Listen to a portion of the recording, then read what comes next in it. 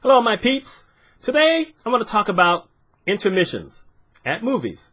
And then it's very interesting to think about this. When Endgame came out last year, we knew it was going to be way over 3 hours. And it was magnificent.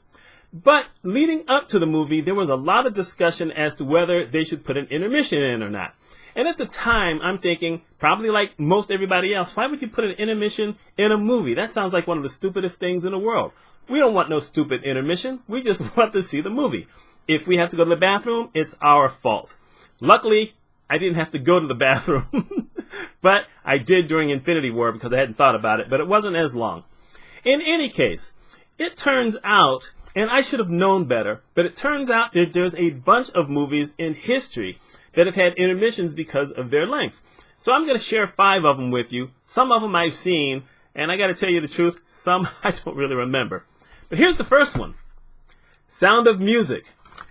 I knew I had this movie somewhere in the house. I bought it, but I'd never opened it, or so I thought. And what happened is that I was looking for a movie to put on for my mother, and I found it in one of the areas in there. I said, oh my God, I knew I had that. So I put it on for her. So the movie's going along, and I'm in a different room, and now I don't hear anything. I'm like, okay, wait, did the movie break? What happened? So I go into the living room, and Mom is sitting there looking at the TV, and it says intermission, and there's nothing going on. I said, intermission? This movie has an intermission, and they put it in the DVD, and I thought how odd that was. And it was about a 5-minute intermission on a DVD. And I thought, wow, that's really weird. And then I remembered, I have one other movie that I've never watched, but I bought it for Mom because I try to put something on during the night on regular TV so that it will play really low and she'll wake up and it won't be anything scary, won't be anything with dirty language in it or whatever, but every once in a while I'm going to lose that battle using regular TV, so I put on a movie and I just have it loop. And so I had seen that Lawrence of Arabia was a very long movie, and I figured, you know what, if I put that in, she's not going to remember anything.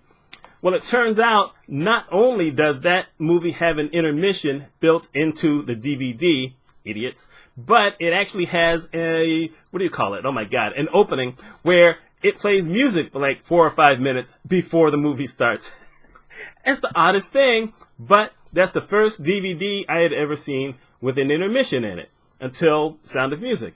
And then I got to wondering, how many other movies are there that have intermissions in it? And it turns out there's a bunch, but they're all older movies. And some of those that I've actually seen, this is interesting, 10 Commandments. I've seen 10 Commandments tons of times. Used to come on Sundays. Actually, did it come on Easter or the weekend before? I can't really remember. But I used to love that movie. I actually still have it. And one of the things is that it's on 2 DVDs. Because I bought it from Mom thinking it would only be 1. Well, the reason it's 2 DVDs is because they had an intermission, so they broke it up. I think, whoa, I never knew that. But I always wondered when I was watching it on TV, and it was always on ABC, why this thing seemed to be going on forever. As much as I liked it, I wondered why it seemed to be going on forever. Because they would break it up with all these commercials. So it was almost like a 5-hour event for that night. That's why. Because it was a super long movie. They could plug in a whole bunch of commercials, and we didn't see that it had an intermission. Another movie, Gone with the Wind. I saw Gone with the Wind. Truthfully, I don't remember a lot of Gone with the Wind. I think I was 8 years old. I wasn't supposed to be seeing Gone with the Wind. I was living on a military base, and we had our own movie theater on Friday nights. My parents would let me go to the movies. And so what would happen back in the day, this was the 60s, is that they would put out a list of all the movies that were going to be showing for the week. And Friday nights were supposed to be, quote unquote, the kids' movies. On this particular base, they didn't have Saturday matinee, the weasels. Anyhow, they had the Friday night kids movie. But this particular Friday, what would happen sometimes is they couldn't get the movie that they had told everybody was coming. So they would put something else on. So on this particular night, they put on Gone with the Wind. And at 8 years old, I knew nothing about slavery. I knew nothing about antebellum. I knew none of this stuff. All I knew is that this was a super long movie. And I only remember a couple of things. Anyone who's ever seen this movie knows the line, I don't know nothing about birth and no babies. That's the only line I actually remembered from the movie. I didn't remember anything else as far as a line. I remember just fuzzy things here and there. As the first time that I'd seen, oh my God, I'm going to say Rex Butler, and I know I've got it wrong, but it was the first time I'd seen, any of these people in movies. And it was like, wow, this is, really long. But the thing that I really remember about it is we couldn't leave. Because back then, on the military base, what would happen is you would go in for the movie, and then they would close the doors, and they would lock the doors. And until someone decided to basically unlock the door, you were trapped inside. No one could get in from outside. So a lot of times, parents would be sitting outside wondering what's going on. And they would knock on the door, but it was a steel door. Talk about fire safety. But that's how it worked back then. So that was one of those movies. And another one that I saw that I remember a lot more about because I used to read this book of Bible stories was called The Bible. And the exact same thing happened. The movie that had been promoted did not show up, so they put on The Bible. The Bible also had an intermission, but they didn't show the intermission during the movie that I watched. But it's another one of those movies that just kept going on and on and on. And I think part of me wonders if that's the last time I got to see a movie in that theater, because The Bible was after Gone with the Wind. And parents, like I said, they're all out there with their cars wondering what's going on. You can't knock on a steel door. No one's opening the doors until close to the thing's over. But I remembered a lot of it.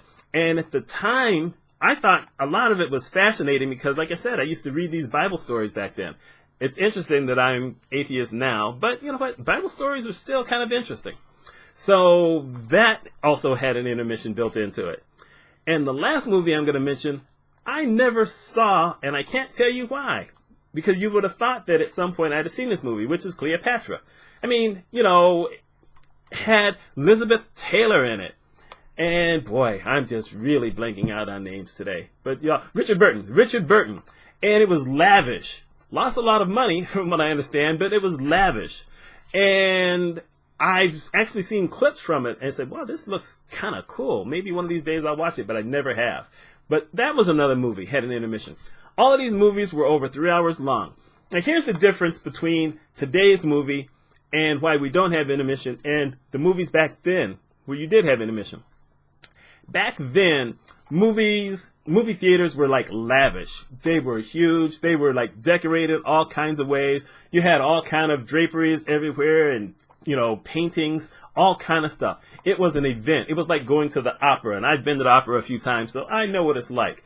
And so you have an intermission, and people would kind of go out orderly and out there. You couldn't take popcorn or anything into the theaters back then, so you would go out to the lobby.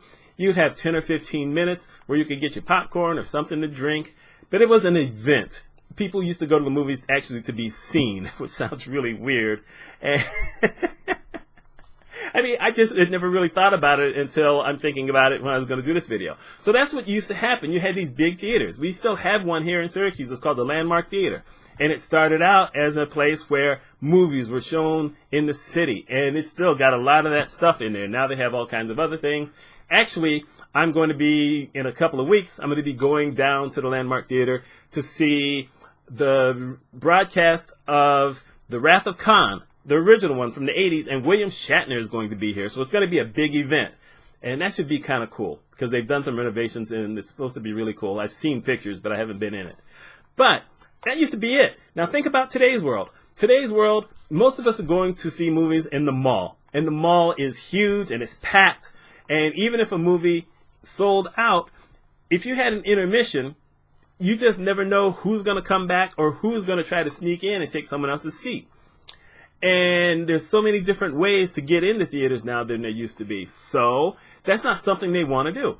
Malls don't want people stopping at any point, everyone coming out, doing whatever, and then needing to go back in. Especially because it's not quite the event it used to be, which means some people will go down to the food court. Some people may run to their car real quick. You got people who get out there with their cell phones and they may just start talking. You never know what's going to happen. So I don't think that there's any of the mall theaters who want to see an intermission. And I bet the people who made Endgame were thinking about that and said, nah, we think not.